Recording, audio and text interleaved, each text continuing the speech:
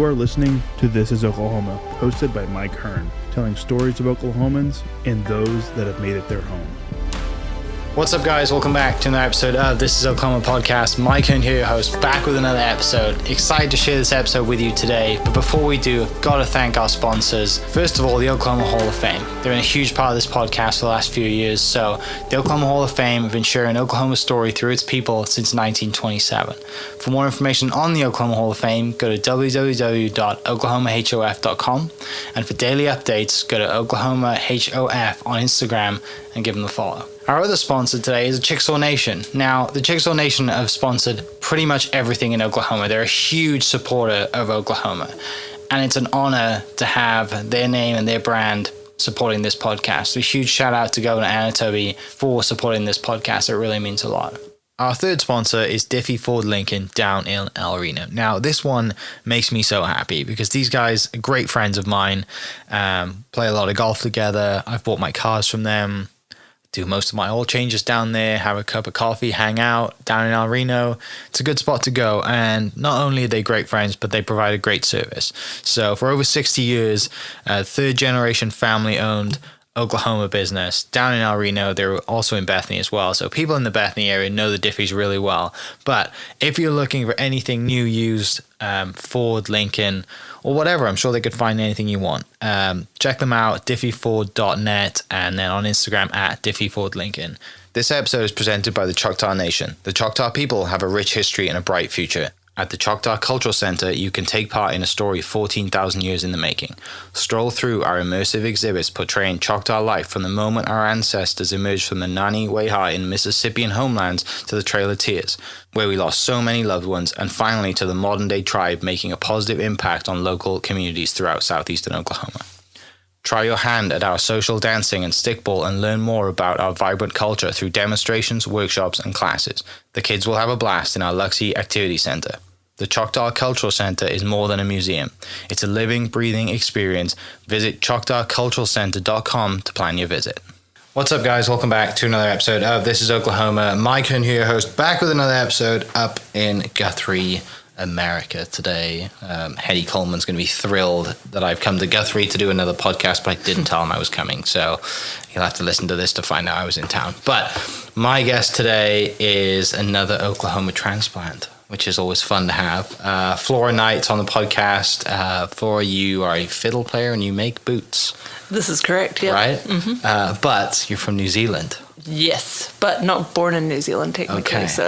So, well, I mean, people think of New Zealand, they think of Lord of the Rings, sheep, mountains. Yeah. I think of a dominating rugby team that's dominated Welsh rugby for a long time. Yeah, those are all appropriate associations. Yeah, I took my dad and my brother and my wife in November to see Wales against New Zealand last November. Cool. Great tickets. We went to watch New Zealand. Where was it? It was in Wales, so we went home. It was while we were home. Yeah, it just happened to be while we were home. I'm like, we're going. So I got to see, the haka reel live, and my wife, obviously growing up here, she's not used to seeing that stuff, so she was thrilled to see it live. And yeah, that was an experience. But yeah, I haven't been to New Zealand yet, so it's on the list. Yep. Well, you got to. It's a beautiful place, and yeah, they'll enjoy having you there, I'm sure. Thankfully I have a friend that's there, so I've already got an excuse to go see them. But so you just mentioned you didn't grow up in New Zealand then, so start there. Where were you born? Sorry.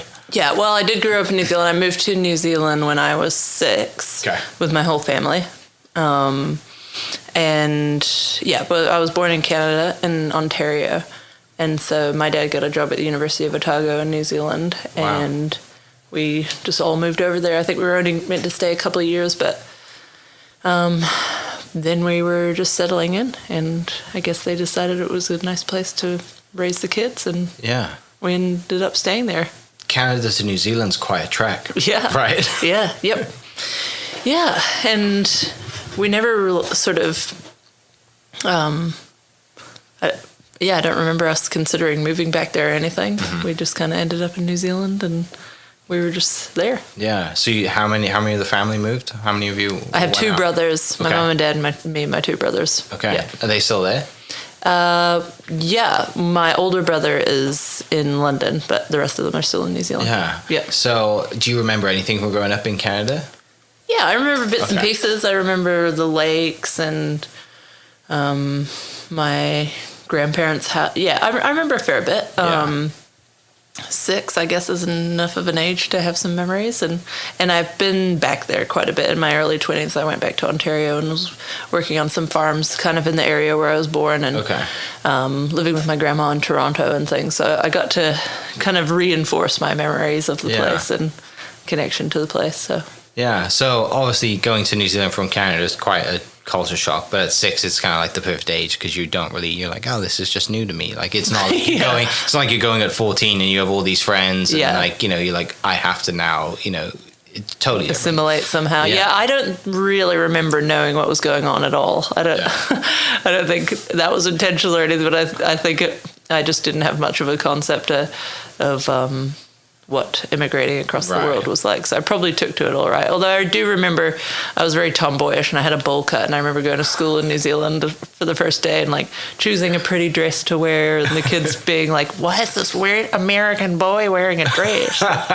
Like, all the traumas of going to a new Sure. place and being the odd one out or whatever, but It worked out. we figured it out. Yeah. So, I mean, what's it like growing up in New Zealand? Like, what's that? I mean, is it much different to, what you probably could have grown up in Ontario? I mean, I can't imagine what that was like.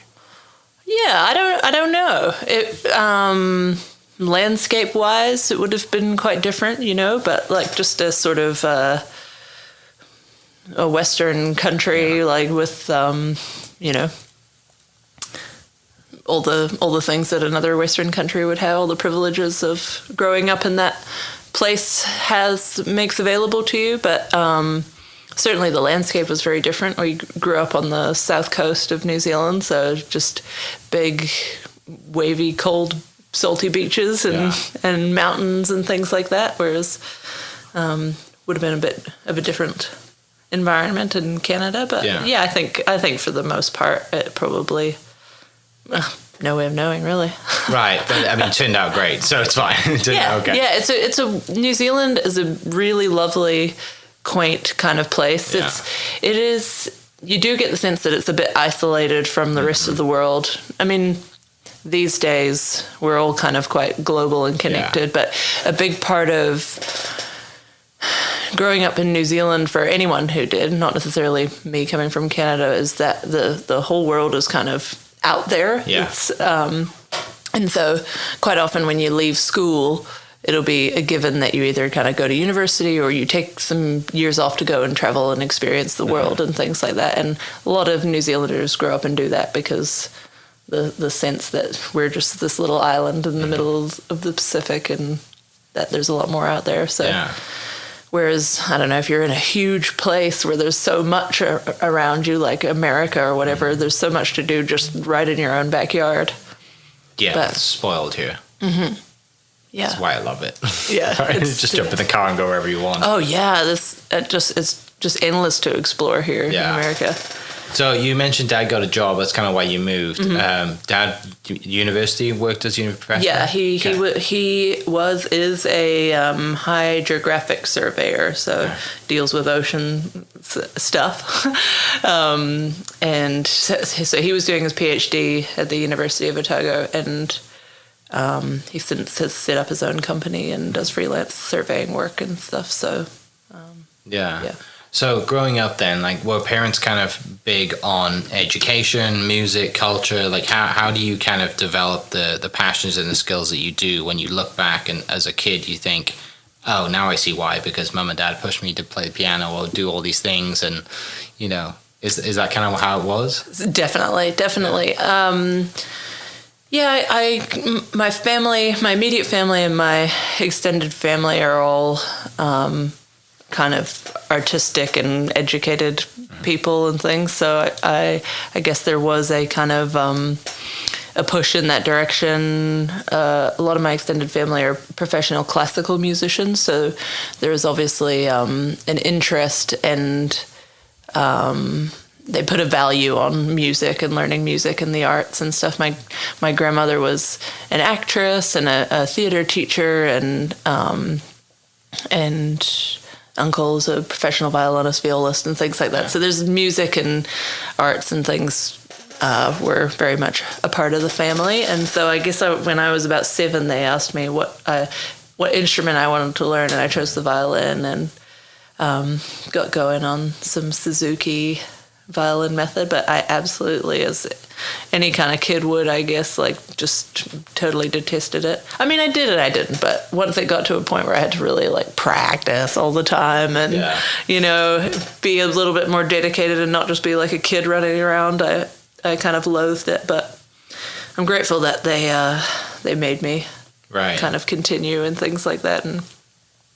And my dad is like a kind of folk musician, country, rock and roll sort of guitar player and singer and things. So he was getting me interested in folk and country and that kind of thing. And again, I wasn't really didn't have much context for how to enjoy that kind of thing until I was a little bit older, and then I had already knew kind of how to get around the fiddle a little bit. And but yeah, I just am very lucky to have grown up in a family that put a lot of value on this kind of thing. Yeah, well, looking back, it's obviously of no surprise now that you play, and you know, like, it's a big part of your life. But back then, like you said, it's just, do I have to do this now? Yeah, you know, it's like it's great to play and run around, like you said, but then when mom and dad saying, "Hey, you have practice, like you might be performing next week," you know, whatever it is. I know. My dad used to say he'd say, "Flo, I'll pay you $1 an hour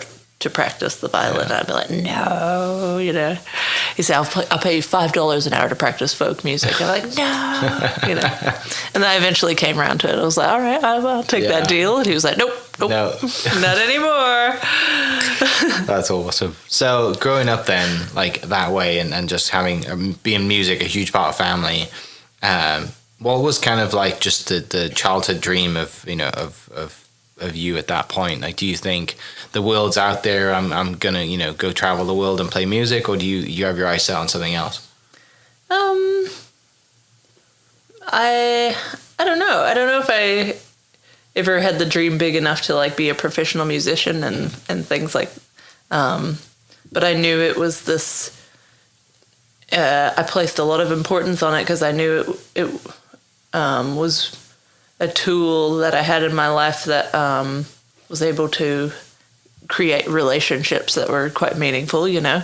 And so I just kind of followed my nose through that, you know. I'd meet other musicians and things that I love to play music with and connect with on that level, and it was just music, no matter where you go, is an easy way to make a connection and learn. And so I don't know. I think I've always kind of followed my nose. When I was little, I wanted to be an actress because I was doing lots of plays and like doing theater and stuff from a young age. And my grandma did that, and I always looked up to her. And my extended family would put on big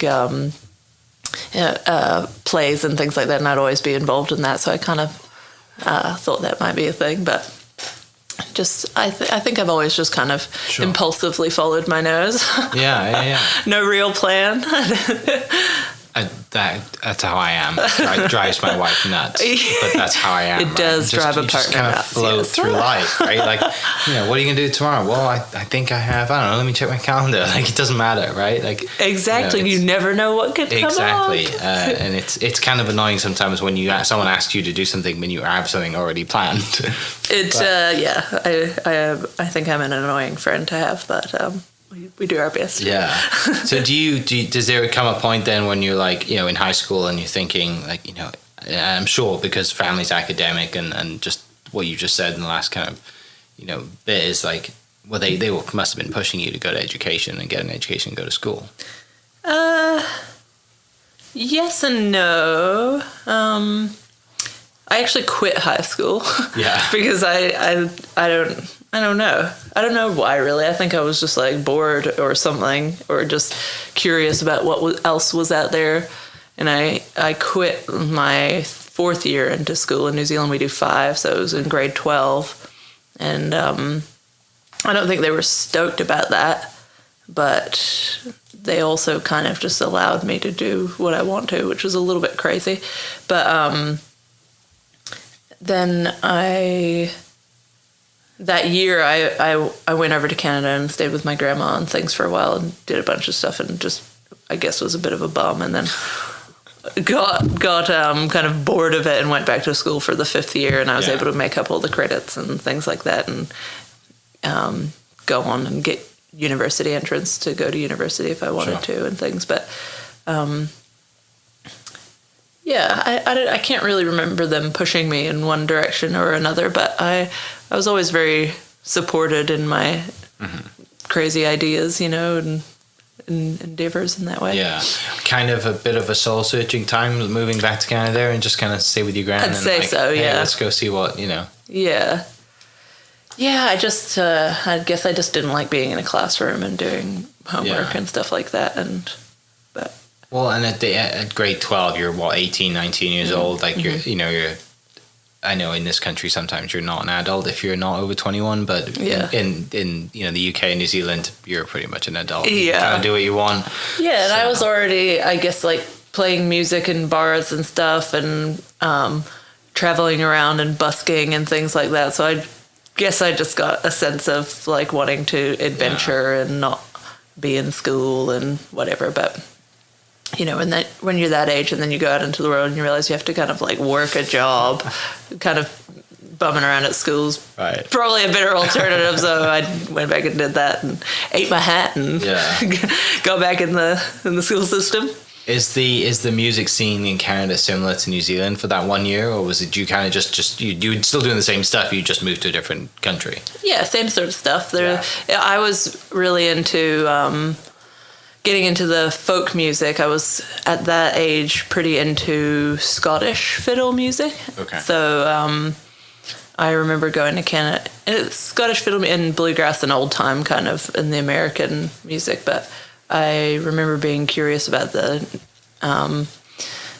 settlers in Nova Scotia and their kind of unique brand of Scottish music, the Cape Breton fiddle music and things. So I remember taking some lessons from a Cape Breton style fiddle player in Toronto and things like that when I was there. And I don't know, I think if you're curious about music and you go to a place and you go, what's there? And you just get to explore the scene and meet interesting people that way. Yeah. As far as obviously we're here because you're, learning and building your business on the boot side of things and making boots. And along your childhood, were you always kind of a maker and a fixer, or does that come later? Yeah, probably came a bit later. My mother definitely is the influence there. She was just a very talented maker of anything and fixer of things and stuff, and so she taught me how to sew. So I was probably my late teens and early 20s I started making dresses and clothing,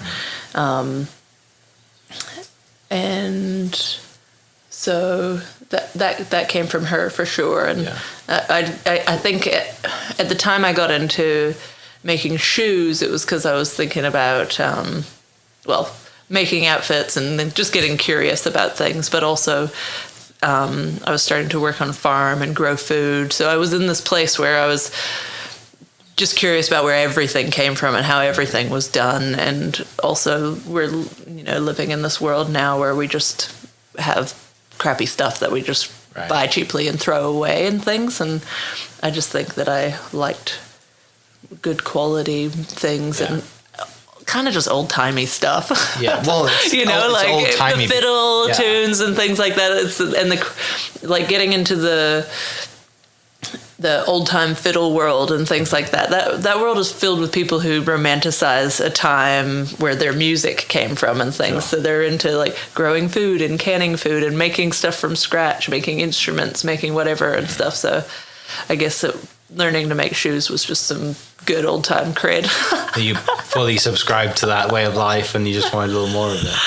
Yeah, exactly. Yeah. The author, just you go in, if you wonder where things came from, then you get to be thinking about the way people lived back there and why the music existed in this context and things. Old time fiddle music is really just a dance music, And then in a time where we didn't have stereos and things like that, you'd have a little square dance band and they'd be playing at the local thing. And it's you just get into the communal aspect of it and just... You go back to go back to school, finish up, get uni credits, go to uni in New Zealand. Mm-hmm. What are you studying? You're studying music? I did. I only went to university for 1 year. I did the whole thing again where I was like, I don't think I want to be in the university.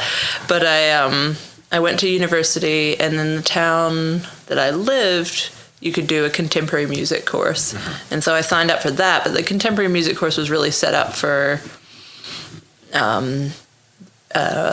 bass guitars, drums, piano, vocals. And obviously being a violin player, that didn't fit into that, but I asked them if I could take violin lessons from the classical teacher and do the course through the contemporary course. Mm-hmm. Anyway, that was a pretty interesting experience. I got paired up with this kind of like metal band and was playing some kind of metal fiddle lines and things like that. And it wasn't particularly my thing, but, an experience like any else. And I just kind of diddled around and did some arts papers and things like that. But I got, at the end of my first year of uni, there was a band in New Zealand, a string band that traveled and played full-time, and they needed a fiddle player, so they asked me if I wanted to join and play full-time. So I was like, join a band full-time? Heck yeah. It's the dream right so now. Then, let's go. Yeah, I think I was 18 when I did that, and then I moved up to Christchurch, Littleton, this little town, the port town of Christchurch, where they lived and were based, and got to move up there and be a part of a really rich music community of full-time musicians and people who wanted to do that same kind of thing. So I did that. So. Life is great at that point, right? You're like I said, you're 18 years old. You're, you kicked school again. So you're like, all right, then second go of just kind of playing in a band and traveling around. And I was very happy about it. And so for the next 3 or 4 years with them, I just toured full-time around New Zealand and played in the bars and got to have a bit of education around what being a full-time musician was like, and touring in New Zealand and Australia, and we had a really great time. So many awesome memories from those times. Oh, right? yeah. Like, driving around or flying wherever you're going, driving around the country in a van or, whatever it is. Like, builds a lot of great relationships. Oh, yeah. A band is like just such a unit that you just don't have in any other way, the how close you get to those people and how much you learn to, put aside of your own stuff in order to make it work. But I did also get a sense of like how difficult that life is for musicians, like you're playing in bars and stuff, you're drinking all the time, you're tired, you're burnt out, like you can't kind of do the normal life stuff that other people do. So I did get pretty exhausted by that, and that's why I started looking into like doing other kinds of work. So I would have an alternative, because I think even at like 23, 24, I was like, I don't know if I can do this forever. I'm not going to make it to 40 if I keep doing this. Yeah. So, that's when I started working in shoe repair shops and learning about this craft, I guess. Yeah. And just back to what you said earlier about kind of like, working on a farm and just kind of that old time stuff and just the music and everything as well. Just shoes just seemed like did someone come to you? You could have gone to a dress shop and you knew how to sew. Like, why specifically shoes? Was there a connection there to a shoe shop where someone just said, "Hey, I'll give you a job"? Like, I just kind of liked shoes. I think like good leather boots and things like that, and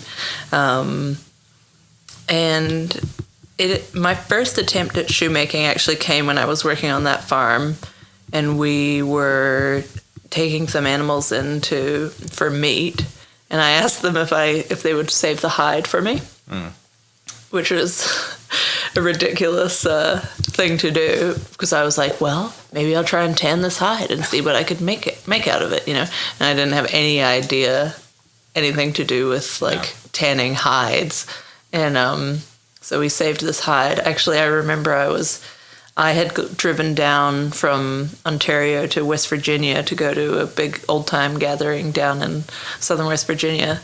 And I got a call from the guy I worked with on the farm. He was like, Flora, it's the middle. It's like however many degrees, probably Celsius. It's 38 degrees out here, and I have this giant cowhide that I don't know what to do with. What do you want to do? And so he covered the whole thing in salt. And then when I got back, we strung it up and attempted to like kind of flesh it. And my idea was that I was going to make some kind of some very primitive clog-like shoes. I had some wood that I'd cut out some sole bases on and stuff, and needless to say, the tanning project didn't kind of go as planned, and I think we put so much salt on it to try and preserve it in the meantime. I think they're still pulling pieces of it out of the compost at times because we preserved it too well. But I think that summer I ended up going down and buying some leather from some local Mennonite family who made collars and harnesses and things for horses, and so they had some leather, and I bandsawed out these little clog soles and made some leather tops. Actually, kind of like the Welsh clogs that I was really into the Welsh dance clogs that had leather tops, and so it's part of your culture. Part of my culture, although I'm terrible at dancing. So unless I've had far too many things to drink, and I feel like I'm, got a bit of Dutch courage, and I think I can fantastic move like Michael Jackson, which I cannot. I don't ever want to be reminded of it. Maybe not in a pair of clogs. Yeah, probably not in a pair of clogs, for sure. So you kind of just fall in love with then boot making, and that's I guess so. Shoemaking, it was just a crazy idea that just like kept going and going, and then when I went back to New Zealand, I was like, well, I didn't have a formal education and didn't have, wasn't really wanting to play music full time at that point. And so I went to a shoe repair shop and asked if I could work there, and had some experience stitching. So he had me replacing zips and boots and things like that. And then when I was working in there was a woman who was running shoemaking classes in Dunedin, the town that I was in. And she came in to get some stuff and kind of asked me, like, oh, what are you doing working here? And I told her that I wanted to learn how to make shoes, but just hadn't got that far yet, and offered to kind of help her out with her classes if she wanted to teach me shoemaking. So that's when I really got kicked off into it. So how do we get from there then to, this wonderful city of Guthrie, Oklahoma? Well, that was about 2016, I think. And I think I made my first pair of shoes in 2017. And I guess just because of the music crowd, the country music, and being familiar with the cowboy boots, those sort of style of boots, and liking them when I was learning to make shoes, I was obviously showing an interest in the kind of those styles and the inlays and overlays that is prevalent in cowboy boot making. And so my teacher, Lou, she suggested that I look into the work of Lisa Sorrell, and that she thought I would like her work, and I did. And one thing I noticed about her that I also liked was that she named all of her boots after classic country songs and traditional bluegrass songs and things. So there was that lovely musical connection that I, felt kind of kindred to. So I guess I was just following Lisa's work for some time, and Lisa puts up lots of educational resources and things on the internet, and there was nobody making cowboy boots in New Zealand, and so curious about that process, I was just following her YouTube channel and her social media and things, and just became a real fan. And then I guess wanting to take things up a notch and really apprentice under someone. I always liked the idea of the apprentice teacher master relationship, and because it's such a wonderful way to learn, and kind of digging through books and the internet and things like that, obviously an amazing resource, but I just so value that kind of master apprentice connection and really wanted something like that. And so I wrote to Lisa out of the blue and asked her what kind of teaching opportunities she had, and if I could learn from her, or how I could go about learning the craft in general if she didn't do that kind of thing. And she just, to my surprise, wrote me back with a very kind of generous offer of what she could provide. Basically, it was like that she didn't really have the time to full-time stand over somebody's shoulder, but if I knew enough to be able to work independently and work through her books, then she would be here to help and guide me. And and so I basically was like, well, that sounds like a pretty sweet deal. And so I ran a little crowdfunding campaign and got my stuff together to come and do that for as long as I could, really. And it was five months that I ended up being here for, and she invited me to come and stay in her home and work in her workshop, and just gave me all the tools and things necessary to be able to launch into it. And so, and that's how I ended up here. Yeah. I mean, what are you thinking when you're flying, halfway around the world to Oklahoma, and like, I'm in this small town, and I suppose if you Google Guthrie, it's pretty magical, right? You read about the history and you're like, this is a pretty epic place. I did get really excited about it pretty quickly, especially being a fiddle player, because when I was like, well, random town in the middle of nowhere, Oklahoma, cool. Like, my only reference for Oklahoma was Woody Guthrie, a vague idea of the West or something, but really, for most people not from America or not from Oklahoma, people, I don't know, it gets like missed out a little bit. And so when I was looking into researching the town before coming here, I found out that Byron Berline, a very famous old fiddle player, lived here and had a shop here, an infamous shop that brought a lot of music into the town. He ran a big bluegrass festival, and I'd listened to Byron since my dad had, forced me to learn the fiddle solo for Honky Tonk Woman when I was a teenager, and so I was pretty excited about that, and I was like, all right, I'm gonna go to Guthrie and see what it's all about. What's it like when you get here? Like, what was the first kind of like, you meet? Does Lisa pick you up from the airport? She did, yeah. I kind of had, she was like, you're gonna have a hard time getting around here without a car.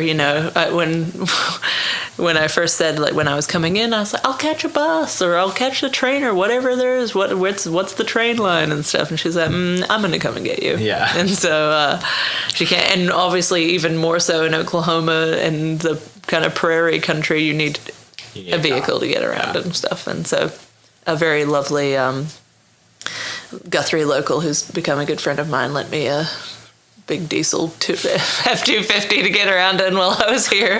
At first I was like walking everywhere, and people were a bit kind of confused about, why I was walking everywhere. I guess around here, nobody walks. Yeah. Nobody walks. If you walk, you're either like pretty down and out, or, but people offered me rides a lot. So that's great. It was also good. Yeah. I mean, just like kind of how I was kind of similarly kind of, it's different for me because I was here to do school, right? I came for university, but just the similar thing is how nice the people are, right? And how welcoming everybody is. And yes. Okies are such warm-hearted people. I have this impression about Americans in general, that they're pretty open and kind, but there's something very charming and lovely about Oklahomans. Just very earnest and genuine as well, and it really does make you feel at home in some way or another.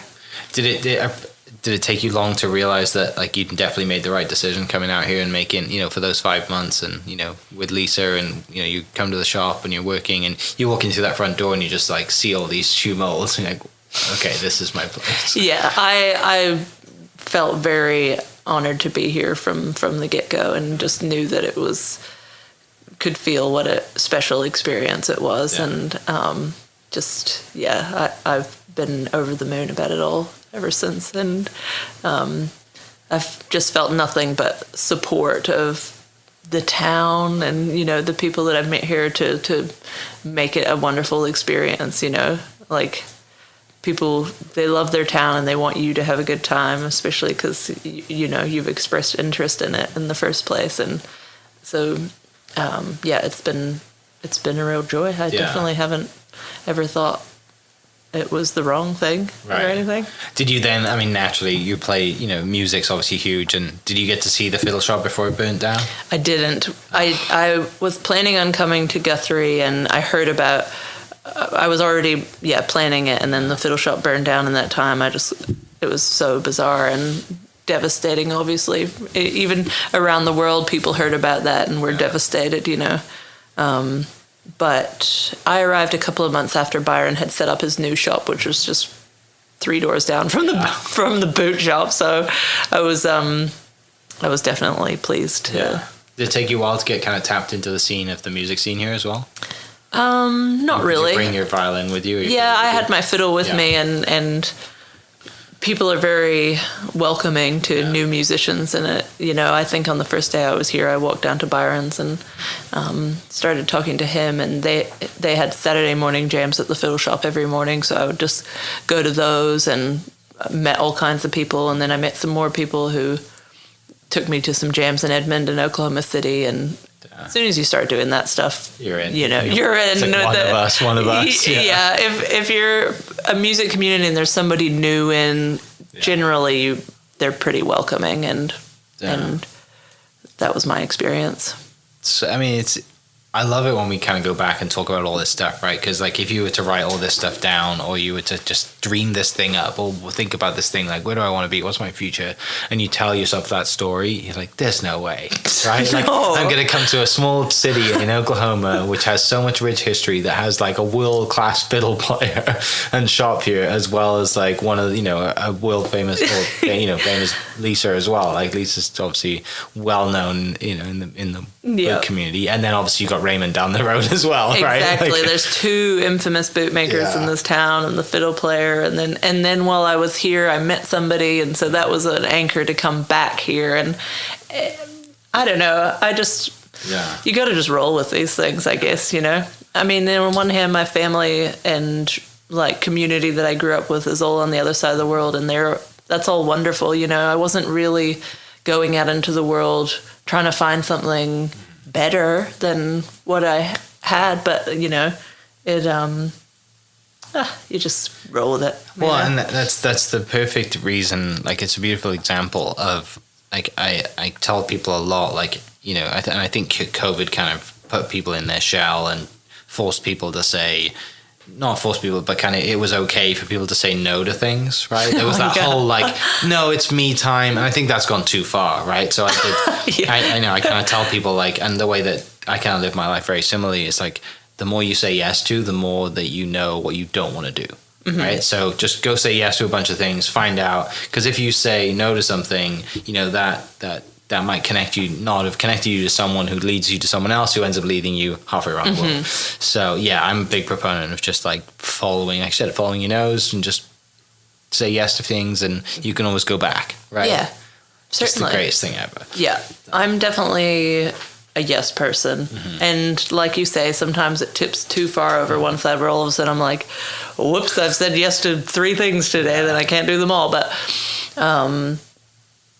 it's only gotten me to weird and interesting, fun places, you know. And so, yeah, but I think as you get older, certainly my 20s was just doing that constantly, you know. But as you get older, you learn that you only have a certain amount of time in the day and energy for a certain amount, and you just get to refine it. Has family visited Guthrie yet? None of my immediate family have visited, but I've had some visits from friends and things like that traveling through, which was really nice. And I think people really like coming to visit Oklahoma. That's a funny thing, because they're like how I was when I first heard about it. Random town in the middle of nowhere that I never would have traveled to probably otherwise. Cool. It's real America, that's why, right? That's kind of a couple of my high school buddies came over, and they were like, you know, they did New York, they did Nashville, Orlando, all these places. And like, we like coming to Oklahoma because it is like real America. It's not, you know, Disneyland or LA or whatever. It's real people and real life, and it's not a tourist destination. No, it is not. And that experience has been very good for me. Growing up in New Zealand and in the family that I did, like we tend to grow up in echo chambers and in the community of what we know, so coming from there to here has been thrown me into a place and around people who've grown up completely differently from how I ever have. And but also kind of not, because you're all just on the same human experience train, but it has been wonderful for me to be around people who have different ideas from what I grew up with, who have different experiences, just living life in general. And it's only made me love people more, and make me feel like just these ideas that we have about places that we just have, no context for, we're totally wrong about, and we're just, all people living in the world, basically, which is a very simple concept to come back to, but one that I think sometimes we need to get reminded of. Yeah, no, I totally agree with you. It's fascinating when you actually get out in the world and meet people instead of sitting in your bubble and just saying, the world is this way, it's only this way.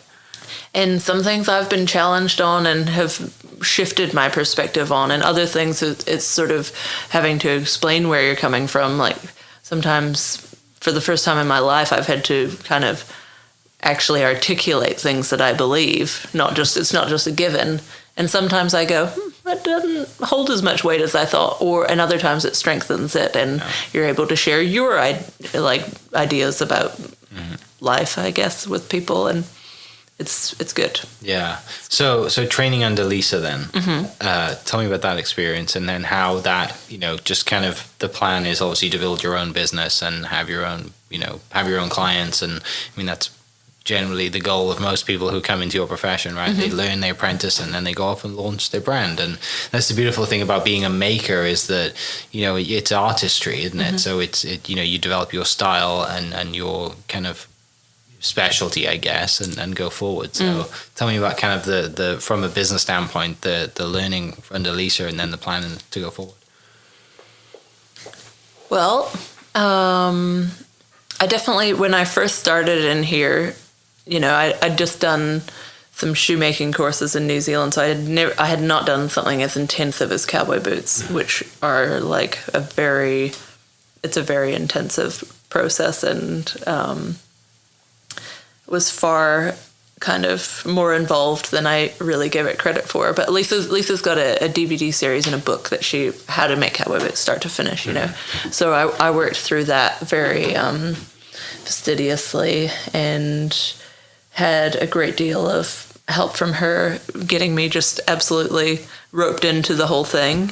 And only being here for 5 months is really not enough time to learn a craft by any means, And then I went back to New Zealand, and I had a year off doing it. So when I came back, I really had to find my bearings and things like that. And so that's when I came back from New Zealand. This was end of 2020, so amidst COVID and things like that. And Lisa had another apprentice in the shop when I came back, so I ended up going over to Ray Dorwart's shop, which is another renowned bootmaker in Guthrie, who Lisa learned from, and as well as her other mentor, Jay Griffith. And both Ray and Lisa also used to work in Jay Griffith's shop in Guthrie.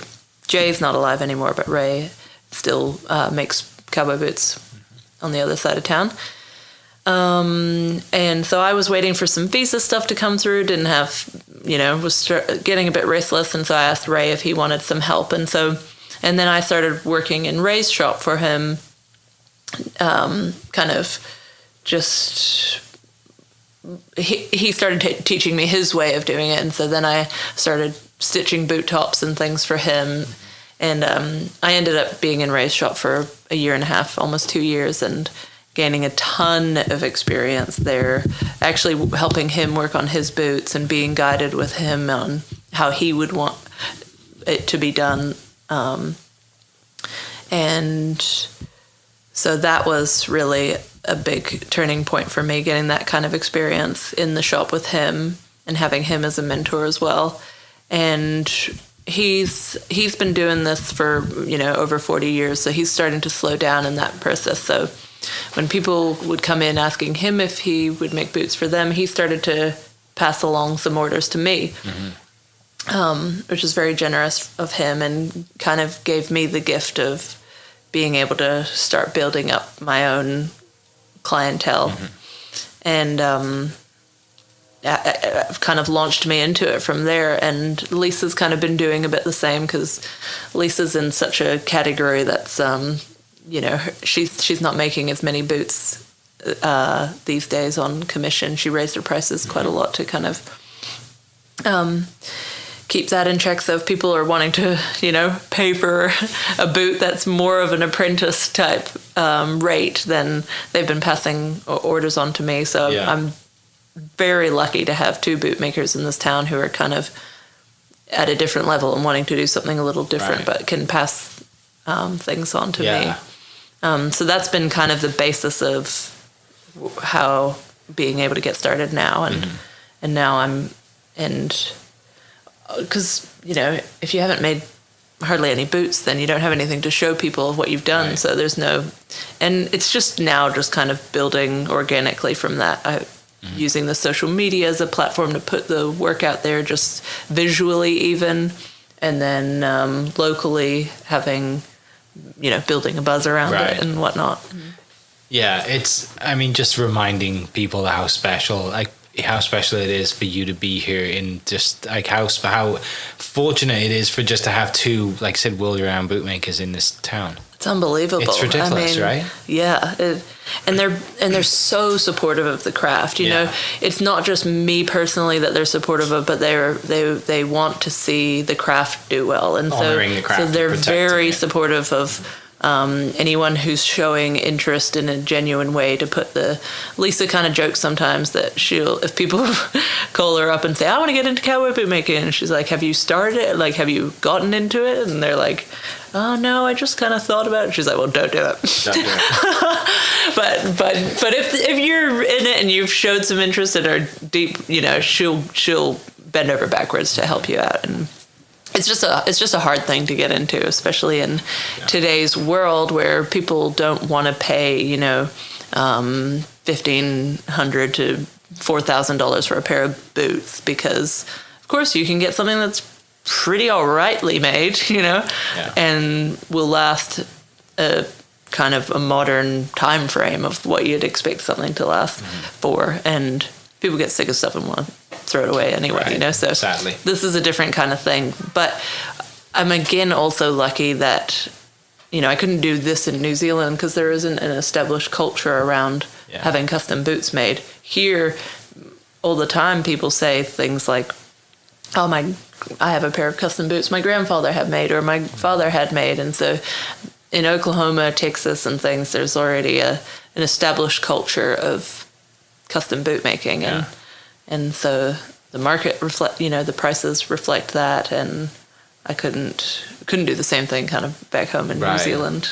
Yeah, I was when I had people. Yeah, when I had Ray on the podcast, he was talking about. Well, Bo was also on the podcast too, and Bo was like helping, kind of give some context to where he's at, where Ray's at, and like the waiting list and the amount, and Raymond's not the one to tell you, look at me, who I am, like look at all the people I've made boots for, and Bo was like, he's made boots for basically every governor and like the guy who owns Honda cars. And I was like, oh, big deal. Oh yeah. How does that happen, right? And it was funny. I was like, how do you get your business? And he's like, well, it's mostly word of mouth. And he goes to Bo, goes, yeah, Raymond, tell him about your social media stuff. And he goes, oh yeah, that face tube, that face page that I have, and I clip it. It's a wonderful clip. It's brilliant. Ray's an old timer. Old school. We but love it's that great to have that, here, right? Like you've got. It's to. Well, he's had a long career of what he does, totally outside of the modern way of doing business, And Bo and I are both. Bo was the apprentice I was saying Lisa had in her shop when I came back. So got you. both Bo's a few years ahead of me. Yeah. But both he and I learned from both Ray and Lisa as well, and have come out of that same lineage of bootmakers. Awesome. But yeah, he and I are obviously of a younger generation, so we're using the tools that a younger generation has. And I was a little resistant, being kind of a romantic of the old way of doing things, especially. But it's actually been a really positive experience having a social media account where you have this whole community of bootmakers and things who are on there. And it's been a really cool place for sharing ideas, and it's helped me with my confidence in my work, getting feedback, and it takes a little bit of time to build up the confidence to put your work out there and things, but I got to a place where I was like, well, people who are more skilled than you know where you're at, they can see where you're at, so they're only expecting that much out of you. So instead of trying to only put my best work out there and things, I've put it out there in a way where I share where I'm at on the journey, and people, it's just again opened it up to be supported by people, and I get messages and we write back and forth about different ways that we do things, and so it's been a cool modern tool to use. Yeah, there's a guy that I kind of listen to and follow in part of the social media world, and he kind of says, because people tend to overthink, right? Like what you said, you only put your best stuff out there, and most people's social medias are just a highlight reel of the greatest things that they've ever done. But in relation to like being a maker and doing something, having a business, it was document, don't create. So just, hey, today this is where I'm at with this boot, and you're just creating, it's super simple, and the iPhone's the greatest thing in the world, right? Social media is awesome. And just picking up the phone or just setting the phone against the stand and saying, all right, today is this day, we're so whatever months into building this or whatever it is, this is where I'm at. And it's so simple to do that, right? Because I think we overthink social media. We think it's got to be edited and got to have the right music, it's got to look great. And by just picking up and, even just walking through this place, right? And people seeing in here, like I'm sure they'd like just love to see it. And you're like, this is where I'm at with this boot, right? And then at the end of the whole process, you could probably put like 6 or 7 photos together and say, this is where I started, this is where I'm at now. And the client's walking out the door, whatever. Yeah. But it's, I think we overthink social media too much. Yeah, and people do. Yeah, you're right. People do like to see the process, and it makes sense for craft as well, because, I've definitely been guilty of getting excited about the boot being finished, getting excited about like finishing up a project and feeling that gratification of that, but practicing, it's not going to be enjoyable if the end goal is all that you're focusing on, it makes the difference between it being work and it being a fun craft that you're engaged in. And so it's taught me to be enjoying every step of the way rather than trying to get to the finish line and stuff. And so documenting your work as you go is the more, is a reasonable thing to do. And to that point, there is a fancy pair of blue and black boots on the shelf. So there's a story behind those. Oh yeah, I'll grab them. Sure, why not? These are a pair of boots that I'm making for myself at the moment. They're not done. I've just lasted them.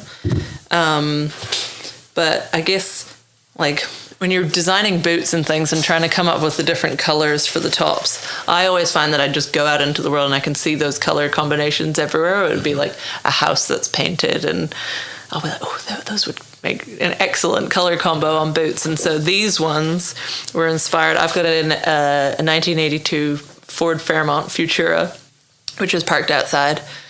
Baby blue. It's got a cream vinyl top, and obviously the silver chrome edging and things. So that's what I thought, that would make a really good pair of boots.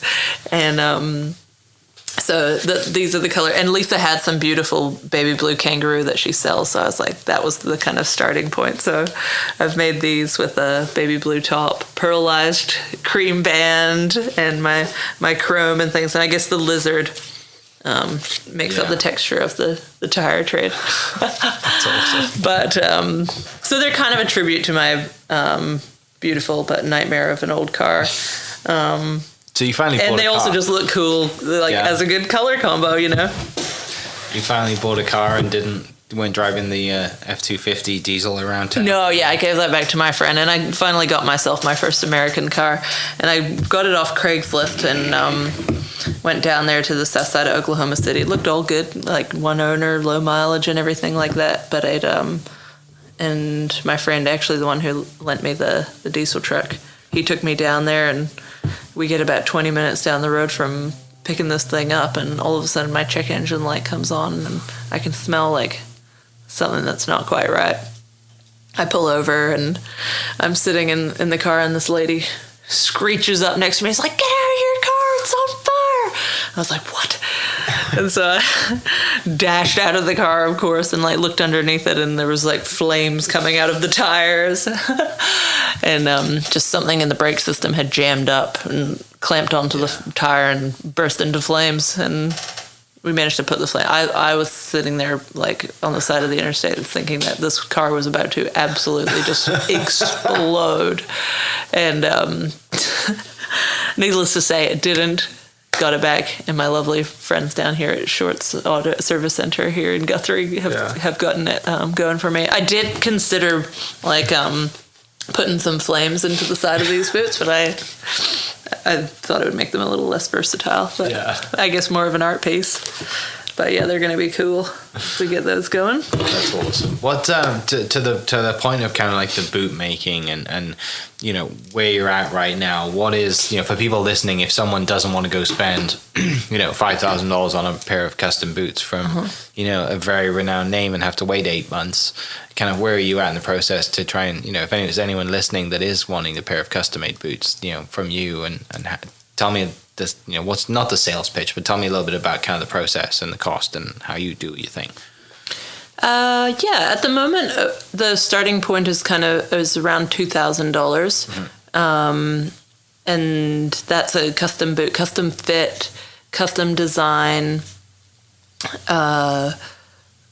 So we take 8 measurements from each foot and leg, and it'll get built up to all your measurements, and we guarantee a perfect fit, you know.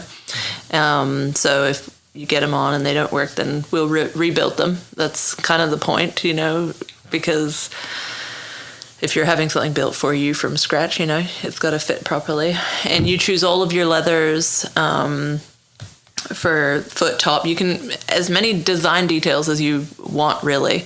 A lot of the time first-time customers don't know you know, they're not as familiar with all the stylings of the boot, and so they don't specify as much.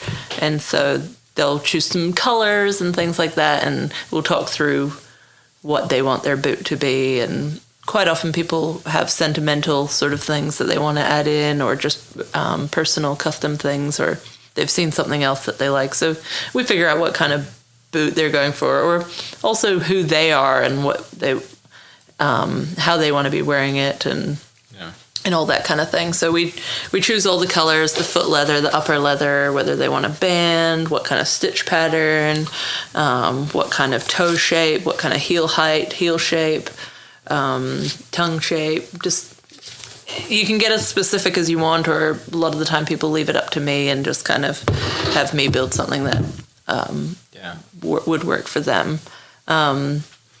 So inlays and overlays and things, they always get charged in addition to that price, and same with exotic leathers.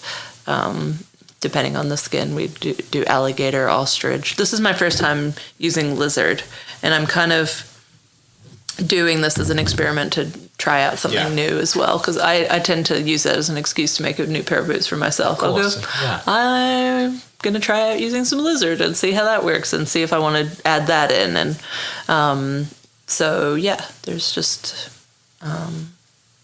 these obviously have a few kind of inlays and things like that, so that's sort of extra work, but usually the base price is for cow leather, kangaroo tops, and up to a 4-row stitch pattern, but whatever colors and sizing and toe shape and heel and that you want, you know, all custom. It's funny, you know, I'm sure you have some people come in and they're like, I want this and this, and you're like, that's going to be the most ridiculous color combination you've probably ever thought of. But if that's what you want, then that's what I will build, and that's what we're looking at. I mean, yeah, I have some in here that are this bright kind of salmon coral color with the purple. Such a big shoe as well. I wasn't convinced on the color choices in the beginning, but I kind of do. Just also, I like making stuff that I wouldn't have come up with necessarily because, you know, other people. It's nice to have other people's ideas. Yeah, it is. And I don't know, what the boots would look like if I was choosing all the colors myself constantly, but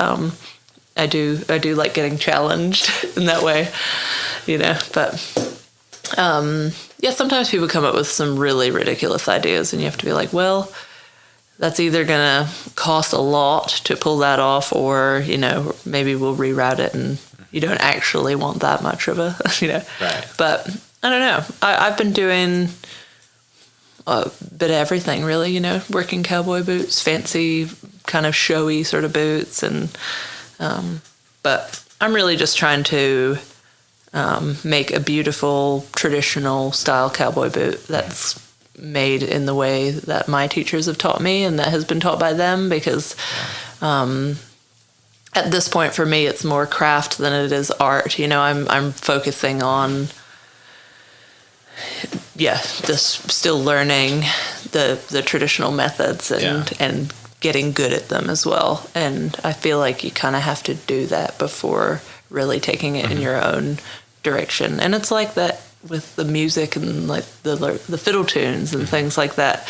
You want to learn the basis of this music and how it came to be, and before you take it in your own direction. Because sometimes I think you can see when somebody's just doing something without much of a kind of a history behind it or whatever.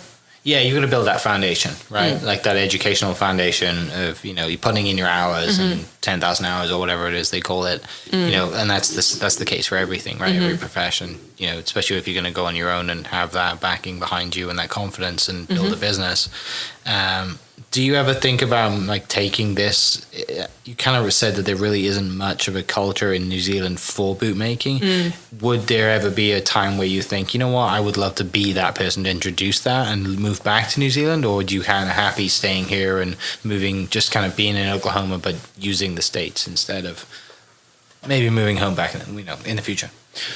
Yeah, I don't know. I mean, right now, there's so much for me to do here, so much to learn still from, you know, Lisa and Ray, and I feel pretty comfortable in there. Yeah, I mean, I really can't kind of plan too far ahead because things just change all the time, you know. I definitely don't feel like abandoning New Zealand forever, and I think it could be really cool to have a boot making culture there and things. You just have to figure out a way which to make it work. But maybe I could build it here and then go over there, and it would already have sort of established itself. But we'll see. It makes you the Ray and Lisa, you know, Ray or Lisa of New Zealand, then, right? Like, wouldn't be a bad place to be. Yeah, it would be cool. I mean, there's a big agricultural culture there, and rural culture, and rodeoing and all that sort of thing. So that could definitely be a thing. The thing is, like, America is a wealthy country as well, you know, and so people have more money to spend. In New Zealand, you get the sense that it's definitely like people do not have as much disposable income as they do in America, even, you know. Yeah. That's that's one of the main reasons I haven't moved back to Wales was because of that exact thing. Like, it's not, you know, I do miss the countryside, and I do kind of miss playing golf back there. I don't miss the rain at all. But the other big difference I tell people is that just the willingness to spend money out here is 10x what it is back home, right? So it's much easier to have a business here than it is back home. And you're right, disposable income is what drives businesses, and especially if, you know, what you're making is a luxury, right? You know, absolutely. You know, people out here, they think about spending, you know, $2,000 to whatever plus dollars on a custom pair of boots for a birthday, for a gift to themselves, whereas back home it's like $200, right? Sure, yeah. So that does make a lot of sense. Yeah, it does. Yeah, America really.